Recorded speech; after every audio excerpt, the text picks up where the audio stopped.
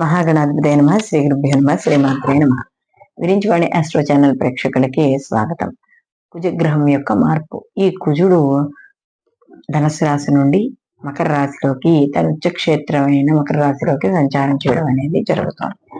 అయితే ఈ మార్పు ద్వాదశ రాశుల వారికి శుభాశుభ ఫలితాలను ఇస్తాయి. కొన్ని రాశుల వాళ్ళకి శుభ ఫలితాన్ని, కొన్ని రాశి వాళ్ళకి అశుభ ఫలితాలను ఇవ్వడం అనేది జరుగుతుంది. అయితే శుభ ఫలితాలు వాళ్ళు మరిన్ని శుభ ఫలితాలు పొందడానికి ఎటువంటి పరిహారాలు చేసుకోవాలి, అలాగే అశుభ ఫలితాలు వాళ్ళు ఎటువంటి పరిహారాలు చేసుకోవడం ద్వారా శుభ ఫలితాలను పొందుతారు, అంటే వ్యతిరేక ఫలితాలని తగ్గించుకుంటారు అనే విషయాన్ని ఈ వీడియోలో తెలుసుకుందాం. తదుపరి కుంభరాశి. కుంభరాశి వారికి చూసుకున్నప్పుడు ఈ యొక్క కుజగ్రహం యొక్క మార్పు వీళ్ళకి ద్వాదశంలో జరుగుతుంది. అంటే ఏ స్థానంలో కుజగ్రహం యొక్క మార్పు అనేది జరుగుతుంది. ఉచ్చక్షేత్రం అయినా కూడా ఈయన ఏ స్థానంలో గోచార ప్రకారం సంచారం చేస్తున్నాడు కాబట్టి వ్యతిరేక ఫలితాలు అనేవి ఉంటాయి. సహజంగా ఏ స్థానంలో సంచారం చేస్తున్నప్పుడు ఆర్థిక పరమైన విషయాల్లో ఖర్చులు అధికంగా ఉంటాయి. ఆదాయానికి మించిన ఖర్చులు ఖచ్చితంగా ఇక్కడ మనకి కనబడుతూ ఉంటాయి. అలాగే ఇక్కడ సమయానికి తిండి నిద్ర లేకపోవడం, ఎప్పుడు ఏదో పని మీద తిరుగుతూ ఉండడం, అంటే అది వృత్తిపరంగా అనుకోండి, అసలు ఖాళీ లేకపోవడం, ఊపిరి తీసుకుందుకు కూడా ఖాళీ లేదంటామే, అలాగ పని మీద పని, పని మీద పని. ఏదైనా టూర్లు వెళ్ళే వాళ్ళు అనుకోండి, ఇంకా ప్రతిసారి వాళ్ళు ఊర్లకు వెళ్తూ ఉండడమే, వచ్చాం వెళ్ళాం అన్నట్టుగా ఉండడం. అంటే శ్రమ అనేది అధికంగా ఉంటుంది. దూర ప్రయాణాలు చేస్తారు. ప్రయాణాల వల్ల మానసిక శారీరక అలసట అనేది అధికంగా ఉంటుంది. అలాగే దీంతో పాటుగా కాస్త అనారోగ్య సమస్యలు కూడా ఏర్పడతాయి. ఎందుకంటే బయట తిరుగుతూ ఉండడం వల్ల సమయానికి తిండి, నిద్ర, సరైన భోజనము ఇవన్నీ లేకపోవడం వల్ల కాస్త శరీరము ఇబ్బంది పడడం అనేది జరుగుతుంది. దీంతో పాటుగా ఎవరైతే కుటుంబ సభ్యులు ఉన్నారో వాళ్ళతో విరోధాలు, మానసిక ప్రశాంతత లేకపోవడం, ముఖ్యంగా ఇంట్లో ఉండే కుటుంబ సభ్యులతో సరైన అవగాహన లేకపోవడం వల్ల చిన్న చిన్న గొడవలు, మానసిక అశాంతి, దీంతో పాటుగా బంధువులతో విరోధాలు కూడా ఏర్పడడం అనేది ఇక్కడ కనపడుతుంది. కాబట్టి అలాంటి విషయాల్లో జాగ్రత్తగా ఉండాలి.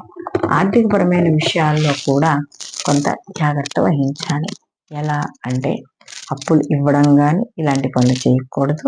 అలాగే ఇచ్చిన వాళ్ళ దగ్గర జాగ్రత్తగా తీసుకోవాలి.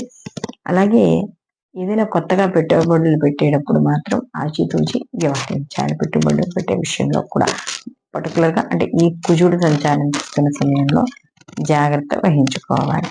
అలాగే అంటే ఊపిరి తీసుకోలేనంత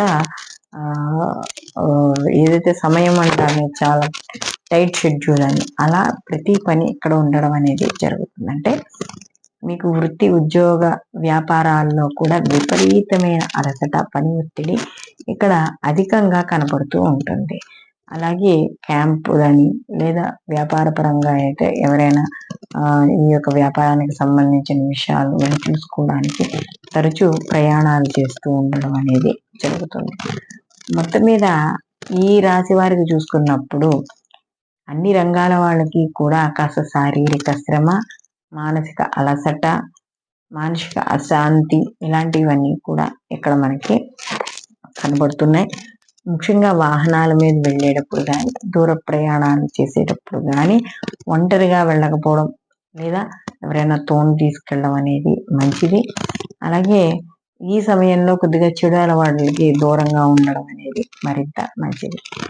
వీళ్ళు మరిన్ని మంచి ఫలితాలు పొందడానికి ప్రతిరోజు కూడా వీళ్ళు ఈ యొక్క కుజుడికి సంబంధించిన స్తోత్రాలు కానీ, శ్లోకాలు కానీ చదువుకోవడం, అలాగే ఇక్కడ వీళ్ళు ఎర్రటి పుష్పాలతో ఈ యొక్క కుజగ్రహాన్ని ఆరాధన చేయడం, ఇక్కడ మన్యసూక్త పారాయణలు కానీ లేదా వీళ్ళకి ఈ యొక్క సుబ్రహ్మణ్య స్వామికి సంబంధించిన స్తోత్రాలు కానీ చదువుకోవడం, సర్పసూక్తం చదువుకోవడం ఇలాంటివి చేయడం ద్వారా మరిన్ని మంచి ఫలితాలు ఈ యొక్క రాశి వాళ్ళు, కుంభరాశి వాళ్ళు పొందడం అనేది జరుగుతుంది. దీంతో పాటుగా బయటికి వెళ్ళలేని వాళ్ళు కనీసం ఇంట్లోనైనా కూడా సుబ్రహ్మణ్య ఆలంబ స్తోత్రం, భుజంగ స్తోత్రం పారాయణ చేసుకోవడం ద్వారా కూడా కొంత ఈ వ్యతిరేక ఫలితాలు తగ్గించుకోవడం అనేది జరుగుతుంది.